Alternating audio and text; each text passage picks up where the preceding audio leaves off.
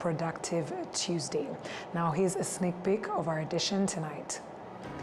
In a report presented to members of both chambers of parliament, the Auditor General of State Finances, Alexis Kamuhire, revealed that approximately 94% of government institutions and agencies received positive audit scores for the fiscal year ending on June 30th, 2024.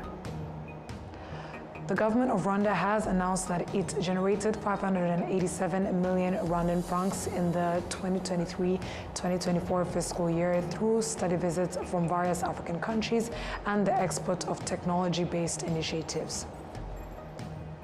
And on the international scale, thousands gathered in London to mark the 80th anniversary of Victory in Europe Day, reflecting on the end of World War II.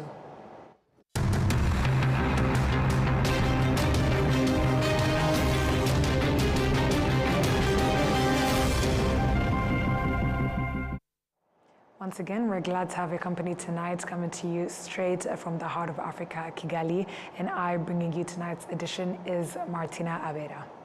Now, let us start off by informing you that this Thursday morning at Urugwiro Village, President Paul Kagame received Mirjana Spoljarik-Egger, President of the International Committee of the Red Cross, Patrick Yusuf, the organization's Regional Director for Africa, and their delegation for a discussion on ICRC's work in Rwanda and beyond. Moving ahead, in a report presented to members of both chambers of parliament, the Auditor General of State Finances, Alexis Kamuhire, revealed that approximately 94% of government institutions and agencies received positive audit scores for the fiscal year ending on June 30th, 2024. This achievement reportedly contributed to the recovery of over 9 billion Rwandan francs through preventive auditing efforts.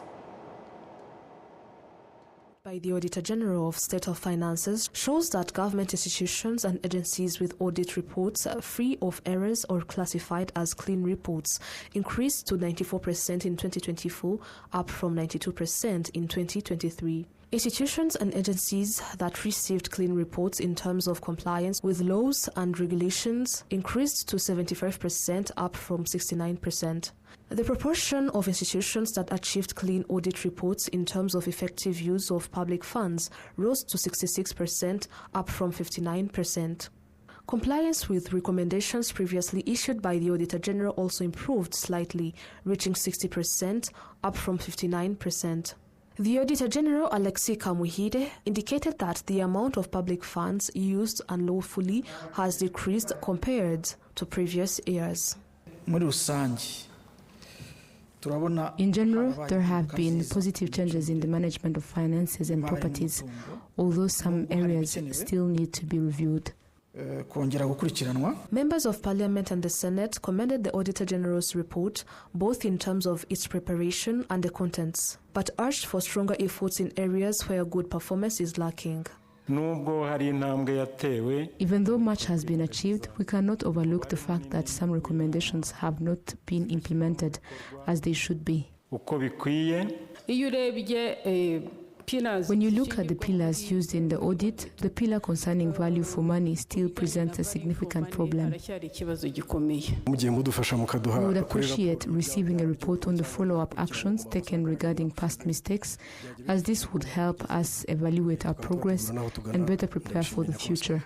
The Auditor General reassured members of Parliament and senators, especially regarding the mechanisms used to recover embezzled funds. The good news is that last year, 6.9 billion was recovered, which was an improvement from previous years. This year, 9.2 billion out of 9.4 billion has already been recovered. Only 100 million remains, and those responsible have agreed to return it. We are confident that it will be recovered soon.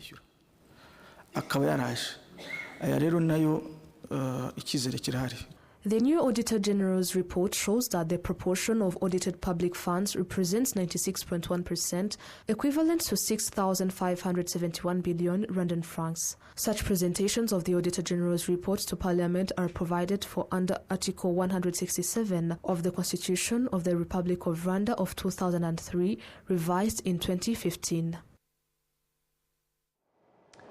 The Auditor General's 2023-2024 report reveals several instances of mismanagement across key government institutions overseeing national development projects, leading to substantial financial losses and delayed public services, sparking sharp criticism from lawmakers and calls for urgent action. The report by the Auditor General on the Ministry of Health and its affiliated agencies, including the Rwanda Medical Supply, shows that this institution caused the government a loss of over 3 billion Rwandan francs due to expired medicine in storage. The report further indicates that in 20 districts and the city of Kigali, there are 117 non-operational health posts, which raised serious concerns among some members of parliament. The audit on the Ministry of Infrastructure and its related agencies revealed that this ministry caused considerable losses to both the government and the general public. For example, the Water and Sanitation Corporation, WASAC, was responsible for a loss exceeding 9 billion Rwandan francs, mainly due to leaking water and billed water accessed by residents and aging water infrastructure. Additionally, a large number of citizens who were supposed to have access to water are still waiting in vain. This agency is responsible for water pipelines across the country, including the Higiro Kijembe Muchindo pipeline in Gisagara district, worth over 3 billion Rwandan francs, constructed in 2021. However, due to poor planning, the pipeline does not deliver water to residents. The audit of the Ministry of Agriculture and Animal Resources and its related institutions showed that the government suffered losses from irrigation projects, particularly in Mhanga sector, Kirehe district. This project cost over 22 billion Rwandan francs, but has not yielded any results to date. The report also reveals that the production of rice and maize is being lost due to inadequate drying and storage facilities, with drying rooms covering only 33% of seasonal needs. The audit of the Ministry of Education found that the Rwanda Basic Education Board delayed the delivery of textbooks to several schools across the country. The delays range from 20 to 200 days, causing a nationwide shortage of books in schools and significantly disrupting teaching programs as well. Some MPs expressed dissatisfaction with these delays. The audit of the Ministry of Environment reveals that 994 abandoned mining sites were left by their owners without proper decommissioning. The Rwanda Mining, Petroleum and Gas Board reporting that cleaning up the mines would require 26 billion Rwandan francs to prevent negative impacts on the environment, surrounding communities and infrastructure. The government of Rwanda has announced that it generated 587 million Rwandan francs in the 2023-2024 fiscal year through study visits from various African countries and the export of technology-based initiatives. We have more of this report coming from Adams Kwezira. In a consultative meeting with the Senate's Committee on Foreign Affairs and Security, Minister of Foreign Affairs and International Cooperation, Ambassador Olivier Nduhungirehe, highlighted that half of Rwanda's embassy are located in southern countries, a reflection of Rwanda's commitment to strengthening cooperation aligned with its vision.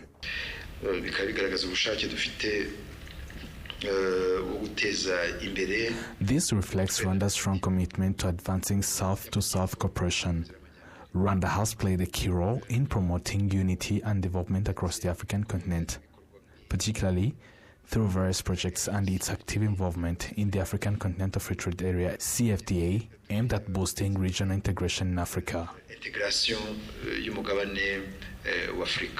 Rwanda Cooperation Initiative was established by the government of Rwanda in 2018 to promote and share innovative development initiatives through South-to-South and triangular cooperation. The RCI contributed 587 million Rwandan francs in revenues in 2023-2024 alone, mainly through study visits and technology projects exported abroad. Chief Executive Officer Patricie Uwase noted that the initiative's impact is evident in how some developing countries have begun adopting Rwanda's homegrown solutions to address their own challenges. Nyuma yuko RCI ishyizweho muri 2018 Since the establishment of RCI in 2018, We received numerous requests in just the first year from Rwanda's partner countries, seeking our support in implementing initiatives that has been successful in Rwanda. For example, we supported Chad with food technology projects.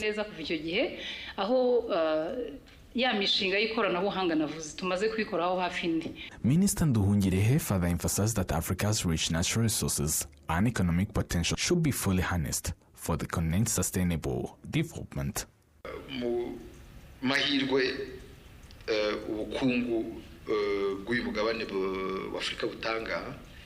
Africa offers immense economic opportunities as the continent boasts a combined GDP of $3 trillion and has the youngest labor force compared to any other region in the world.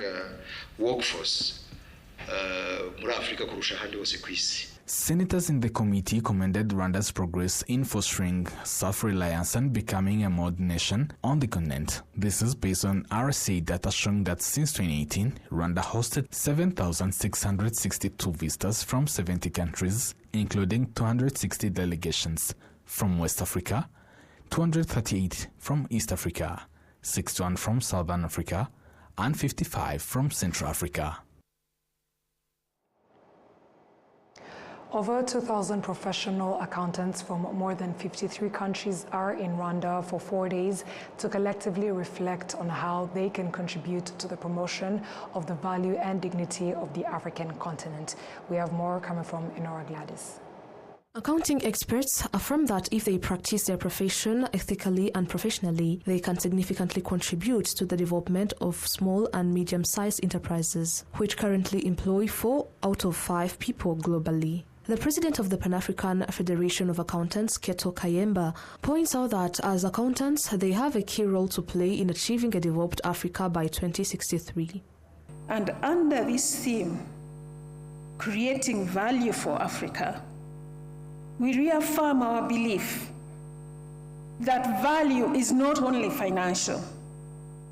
Value is trust, it is equity, it is resilience, and progress.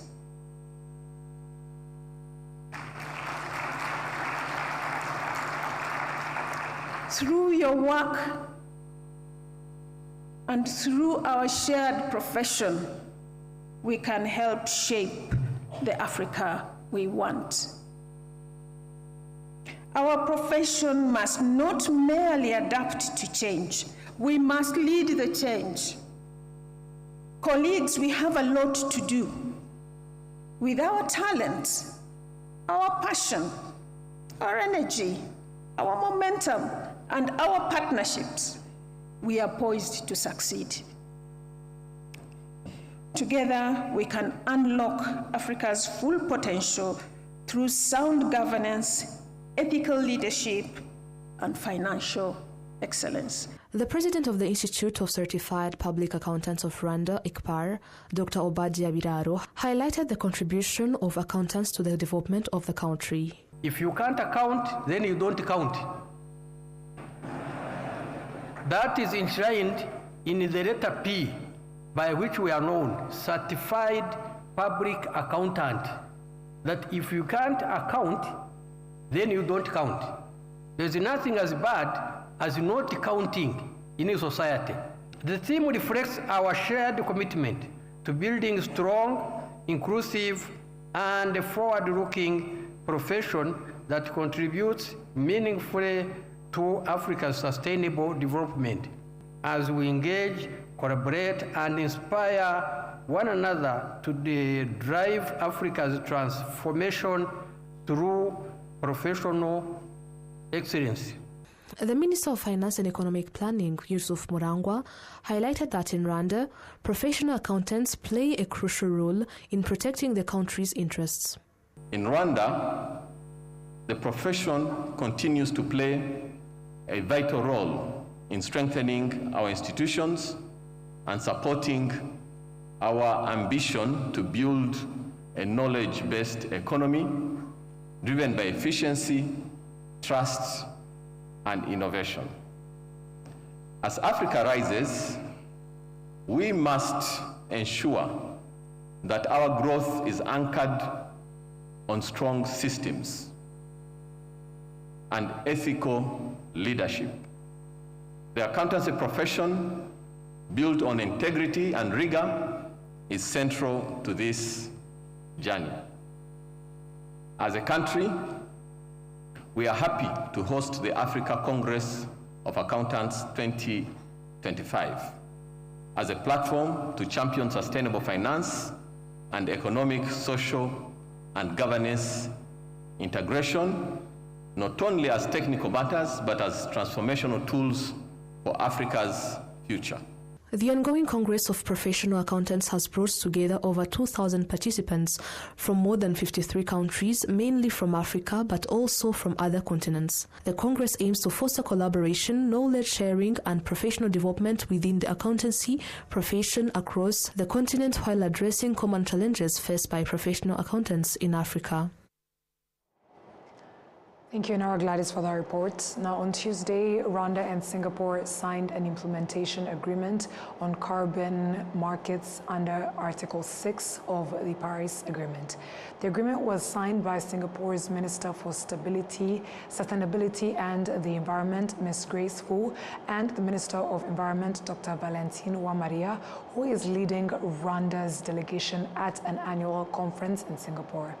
The signing took place on the sidelines of the Ecosperity Week 2025, a conference that convenes key decision makers across the public and private sectors with a shared vision to co-build a vibrant ecosystem that could turbo-change climate action and a just transition. In her remarks, Minister Uwamaria noted that the implementation agreement lays the groundwork for clear processes to be put in place for project developers to submit high-quality, eligible mitigation activities. She further noted that Rwanda will ensure that this cooperation contributes to adaptation and local development, especially in vulnerable communities. The administration of Rwanda district has pledged immediate support to students of the Inyemeramihigo College following a fire outbreak that caused damage estimated at 47 million Rwandan francs. At 9 p.m. on the night of May 4th, a fire broke out in 5 dormitory rooms housing 198 male students. Fortunately, no student was harmed as they were attending evening classes at the time. However, their personal belongings and bedding were destroyed, and students report that they were unable to rescue anything. So far, the cause of the fire is unknown, but it is suspected to have been due to the electrical short circuit from faulty wiring. The fire occurred at a particularly difficult time as students are preparing for upcoming examinations. Father Etienne Muchiragabiro, the head of the school, stated that all necessary efforts will be made to ensure that students continue their studies without disruption. Rubavu District Mayor Murindwa Prosper urged all students to seek insurance coverage and to conduct regular safety inspections to minimize risks associated with fire accidents. Regarding support for those affected by the incident, the district leader assured students of swift assistance. An assessment the assessment is ongoing to evaluate the full extent of the damage, which includes beds, mattresses, students' bags, and parts of their building itself. Preliminary estimates put the total value of the losses at 47 million Rwandan francs. Now, the Organization Governance for Africa, GFA, which advocates for good governance and democracy across the continent, has stated that if Rwandan youth were more actively involved in the development of laws that affect them, the implementation of those laws would be more effective. During a national-level dialogue held on Tuesday, which brought together representatives from various youth organizations and Governance for Africa, discussions focused primarily on policies and laws related to sexual and reproductive health. Particular attention was given to legal gaps that negatively impact youth, especially concerning the appropriate age at which young people can access family planning services. The only issue that should be solved is that youth should know the information about their rights on sexual and reproductive health, their rights, because it's their bodies, it's their future, it's their voices. Youth should be involved in policy making. If they're making policies for youth, we should be involved as youth. They do policies, put their laws without involving us, and us youth, we should be involved in it because it's us, it's about us. The mindset of the youth should be changed. Of course, because if you don't change the mindset, you're going to fall into a pit, into a hole that is going to destroy the whole entire of your future. I think people that are working into these services are not youth friendly. Like if you put somebody who is above 50 and she's all about judging, you of the other person that I know, you of a Christian, you of what? I think people or friendly services should be put into youth because youth, it's our services. It's we who knows the problems. It's we who can be involved in it. Legal gaps affecting the youth, who make up the majority of Rwanda's population, are largely attributed to their minimal participation in the lawmaking process. This must change, according to Mhosi Cyrus, the Director of Governance for Africa, who emphasized that low youth engagement hinders the government's broader goal of bringing governance closer to the people. Actually, Governance for Africa emphasizes much on laws. We focus on citizen participation in decision lawmaking, participation in policy formulation. So we found there was a gap where young people were really not consulted and engaged in policy formulation. So talking about health and rights, we think it's very important to have a committed and a health community. So we said, let us convene young people as there are laws that are being drafted with the national parliament. We thought it would be better for us not to sit as experts, as governance practitioners, to draft something and take it to the parliament for consideration, but this is a way of consultation where young people were sharing experience, challenges, and suggesting way forward that may be included in the draft law that is underway with the national parliament. Young people should be consulted because this is the majority of our Rwandan population. They constitute a large number of people for our country, and these are the leaders and the leaders of tomorrow. So as Governance for Africa, we believe nothing for the youth without the youth. So we think someone to come and implement his idea that he contributed after being consulted, we think the implementation will go smoothly. And also we focused on how can we engage different actors, that is the youth, civil society organization, public institutions, and also we are making it inclusive. With people, special groups, that's youth, women, people with disabilities.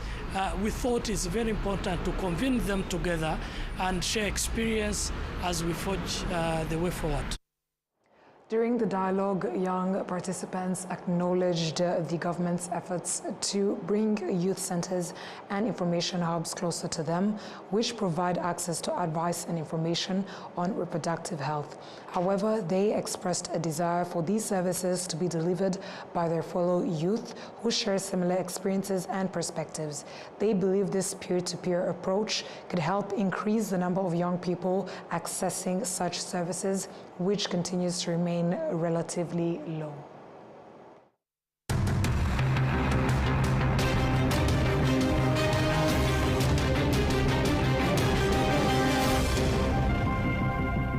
Muyobozi wa sosiyete, turakwibutsa ko buri sosiyete isabwa n'itegeko kubika ibitabo bya sosiyete ndetse no gushyikiriza RDB amakuru abikubiyemo.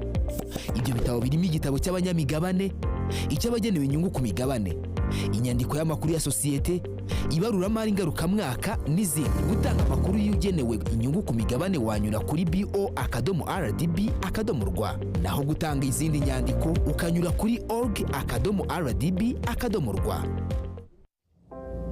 Nyiri muto arababwiraga data bati ntabwo wagira umukamo mwinshi utunze inkimwe, ariko nigeze acika intege.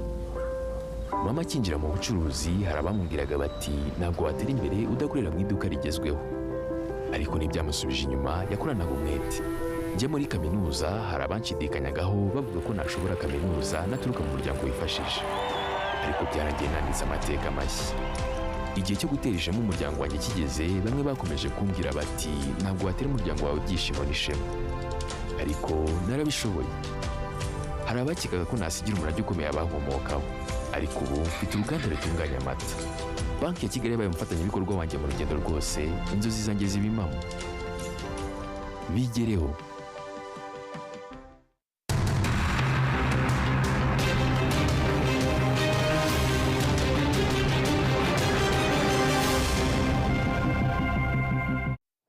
A warm welcome back to other stories making headlines on the international scene, and thank you for sticking with us as we head on over to how thousands gathered in London to mark the 80th anniversary of Victory in Europe Day, reflecting on the end of the World War II. The historic moment brought relief to a war-torn continent in 1945, but now, 8 decades later, Europe faces renewed instability. As Big Ben chimed midday, wartime Prime Minister Winston Churchill's victory speech rang out, read by actor Timothy Spall.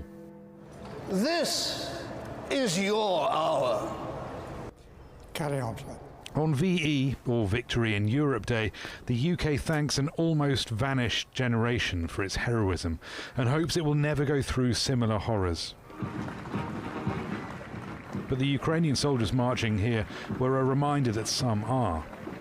And for the crowds watching, the historically low defence spending of recent years is an outdated luxury in increasingly worrying times.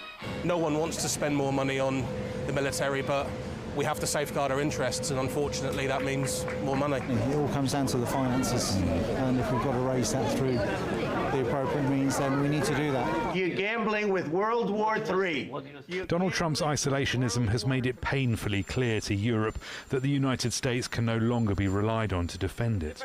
Russia is seen as a real and present danger. London and Brussels have pledged rearmament, both to help Ukraine and protect themselves. But there's much catching up to do, because despite all the pomp and pageantry on show, the reality of the country's fighting capability is quite different. The UK is trying to increase its defence spending to 2.5% of GDP by 2027 and then up to 3%. But back in the mid-80s, during the Cold War, it was at least 5%. The British Army currently has about 200 pretty old main battle tanks. In the 80s, it had more than 1,000. There is simply no way that the UK could fight a world war on current military capabilities. But to be fair, it couldn't really in 1939 either. Fighting World War II took huge national sacrifices that reshaped the whole country. The question is, what sacrifices are the UK willing to make to meet the current government's much more modest ambitions? The UK's overseas aid budget has already been cut, but more electorally difficult choices await: higher taxes, cuts to the welfare state, or both. Some argue the calculus is all wrong. Britain's military is geared towards a global reach. We don't need a global reach. At best, you can argue our military needs to be able to defend our country. Now, if there are shortfalls in certain equipment because of the way that we've misspent military budget in the past, those could be corrected, but that doesn't need to lead to increases in spending. For many European countries, the UK included, fringe parties are making big gains as voters sour on mainstream politics. The dangers for an incumbent government of shutting hospitals and libraries to fund wars in foreign countries are easy to see. Rory Challens, Al Jazeera, London. Over to the U.S. President Donald Trump, who has announced plans to reopen one of America's most infamous prisons, Alcatraz. Located on a rocky island in San Francisco Bay, the prison has been closed for over 60 years and now serves as a tourist museum. The White House, however, is seeking to turn back time and restore it as a federal prison once more. Al Jazeera has more on the details. Once home to murderers, bank robbers, and gangsters, now the only inmates on Alcatraz are tourists. Rough seas and cold waves once made escape impossible, but now ferries transport more than 1 million people a year back and forth to this famous landmark. But President Trump says he wants to make Alcatraz a prison once again. It represents something very strong, very powerful in terms of law and order. Our country needs law and order. Alcatraz is, I would say, the ultimate, right?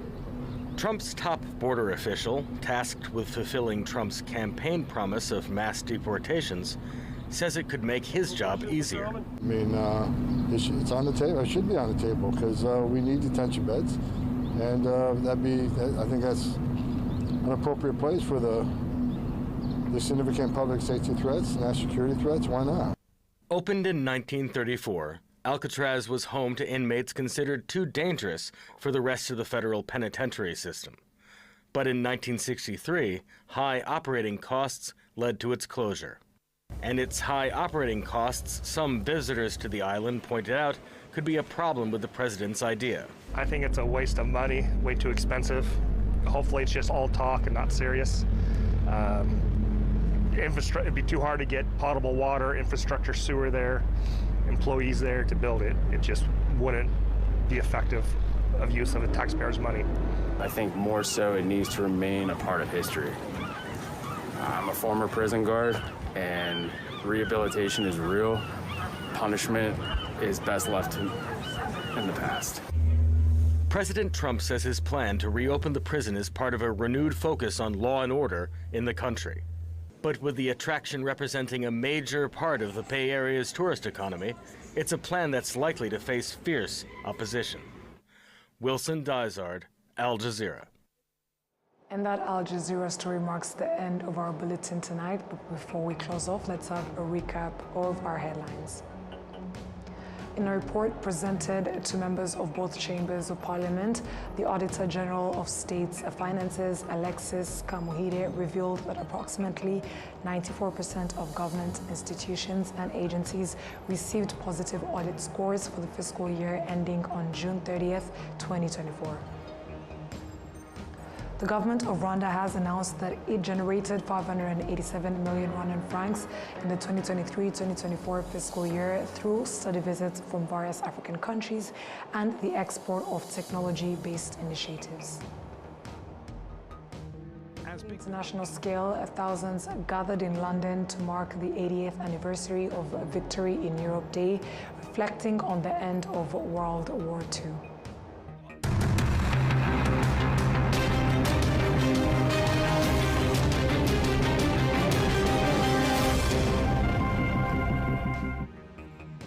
And on behalf of the news production team as well as the technical team, thank you for sticking with us here on RTV News. My name is Martina Avera, and up until next time, stay safe and have a good night.